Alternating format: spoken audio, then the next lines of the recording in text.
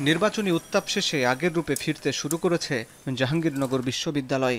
বিশেষ করে বৃষ্টিতে চিরায়ত রূপে ফিরেছে প্রাণ প্রকৃতি ঘেরা ক্যাম্পাস।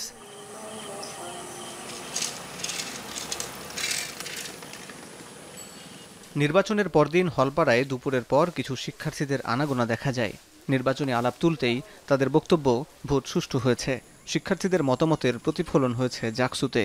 ভোটটা হওয়ার পরে মনে করি যে স্টুডেন্টদের বিজয় হয়েছে, মানে জাল ভোট বা এরকম কোনো কিছু আমার দৃষ্টিতে পড়ে নাই। কিন্তু ওভারঅল ট্রান্সপারেন্সি ছিল এন্ড আমার কাছে মনে হয় না যে কোনো কারচুপি হয়েছে। এটা জাহাঙ্গীরনগরের শিক্ষার্থীদেরই একটা রিফ্লেকশন যে তারা কাদের চেয়েছে।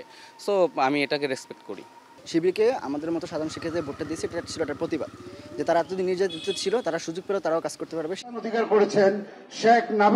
জাকসু নির্বাচনে সংখ্যাগরিষ্ঠ পদে জয় পেয়েছে ইসলামী ছাত্র শিবির সমর্থিত সমন্বিত শিক্ষার্থী জোট প্যানেল। জিএস, এজিএস সহ মোট 25টি পদের মধ্যে 20টিতেই বিজয়ী হয়েছে তারা। মুক্তচিন্তার এ ক্যাম্পাসে এতদিন ইসলামী সংস্কৃতি চর্চায় বাধা ছিল প্রশাসন। তাই এখন সহাবস্থানের পাশাপাশি সব ধরনের সাংস্কৃতিক চর্চার সুযোগ তৈরি হয়েছে বলে মনে করছে জাকসুর নবনির্বাচিত নেতৃবৃন্দ। জাহাঙ্গীরনগর বিশ্ববিদ্যালয়ে মুক্ত চর্চার সংস্কৃতির পাশাপাশি ইসলামী যে সংস্কৃতির চর্চা আছে এটা সহ সবগুলো চিন্তার চর্চার সহ অবস্থান আমি নিশ্চিত করবো ইনশাল্লাহ। আমাদের যে ভ্যালুস রয়েছে সেই ভ্যালুস আমরা চর্চা করব, বাকিরা বাকিদেরটা চর্চা করবে। আমাদেরটা যদি কেউ ভালো মনে করে সেটা তারা আমাদেরকে অ্যাকসেপ্ট করবে, ভালো মনে না করলে তারা তাদেরটা গ্রহণ করবে। কিন্তু এক্ষেত্রে চাপাচাপি করে দেওয়ার কোনো সুযোগ নেই এবং শিক্ষার্থীরা সেটি উপলব্ধি করতে পেরেই আমাদেরকে নির্বাচিত করেছে। শিক্ষার্থীদের ম্যান্ডেট নিয়ে ছাত্র শিবির প্যানেলের জয় হয়েছে, তাই একসাথে কাজ করতে কোনো সমস্যা হবে না বলে জানান স্বতন্ত্র প্যানেল থেকে নির্বাচিত ভিপি আব্দুর রশিদ জিতু। আমি মনে করি তারা আসলে শিক্ষার্থীদের উদ্দেশ্যে কাজ করতে চায় বা কাজ করার মানসিকতা আছে, তো সেক্ষেত্রে একসাথে কাজ করতে গেলে কোনো সমস্যার সম্মুখীন আমরা হব বলে মনে করি না। যারা নির্বাচন থেকে সরে দাঁড়িয়েছেন এই সিদ্ধান্তটি সম্পূর্ণ ভুল ছিল। শিক্ষার্থীরা আসলে ভোটের মাধ্যমে যেই ফলাফলটি দিয়েছিল, আমাদের দেশের গণতন্ত্রের প্রতি সম্মান জানিয়ে হলেও তাদেরকে ভোটের মাঠে থাকা দরকার ছিল। বেশ কিছু অভিযোগে কয়েকটি প্যানেলের নির্বাচন বয়কট এবং কয়েকজন নির্বাচন কর্মকর্তার পদত্যাগের কারণে বিতর্কের সৃষ্টি হয়। তবে জাকসুর নির্বাচনী কর্মকর্তারা বলছেন, নির্বাচনকে প্রশ্নবিদ্ধ করার চেষ্টা অনৈতিক।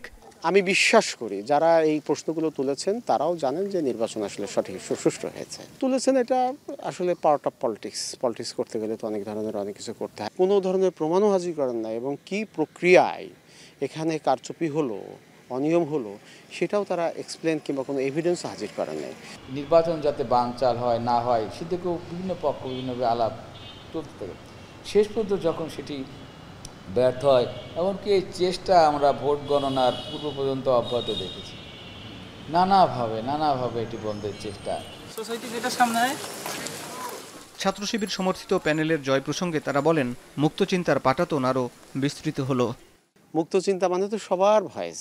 এতদিন তো এই ক্যাম্পাসে আমরা দেখেছি যে শিবিরের রাজনীতি কাইন্ড অফ অলিখিতভাবেই নিষিদ্ধ ছিল, তো তারা সেই সুযোগটা পেয়েছে। আমি মনে করি যে এটা আরও বাড়লো, বর্ধিত হলো। সবশেষ জাকসু নির্বাচন হয়েছিল 1992 সালে, অথচ প্রতি বছরই ছাত্র সংসদ নির্বাচন হওয়ার বিধান রয়েছে। দীর্ঘ 33 বছর পর অবশেষে অনুষ্ঠিত হল জাহাঙ্গীরনগর বিশ্ববিদ্যালয় কেন্দ্রীয় ছাত্র সংসদ এবং হল সংসদ নির্বাচন। তবে বেশ কিছু অব্যবস্থাপনা, কয়েকটি প্যানেলের ভোট বর্জন, কয়েকজন শিক্ষকের পদত্যাগ এবং 48 ঘন্টা ধরে ভোট গণনা এবং ভোট গণনার সময় একজন শিক্ষকের মৃত্যু, এসব কারণে বেশ আলোচিত ছিল জাকসু নির্বাচন। তবে এই ক্যাম্পাসের উল্লেখযোগ্য দিক ইসলামী ছাত্র শিবিরের প্রকাশ্যে রাজনীতিতে আসা এবং জাকসু নির্বাচনে তাদের বিশাল জয়। এখন দেখার বিষয়, নবগঠিত কমিটি শিক্ষার্থীদের অধিকার আদায়ে কী ভূমিকা রাখেন। হাসিব বিল্লাহ, এখন জাহাঙ্গীরনগর বিশ্ববিদ্যালয়।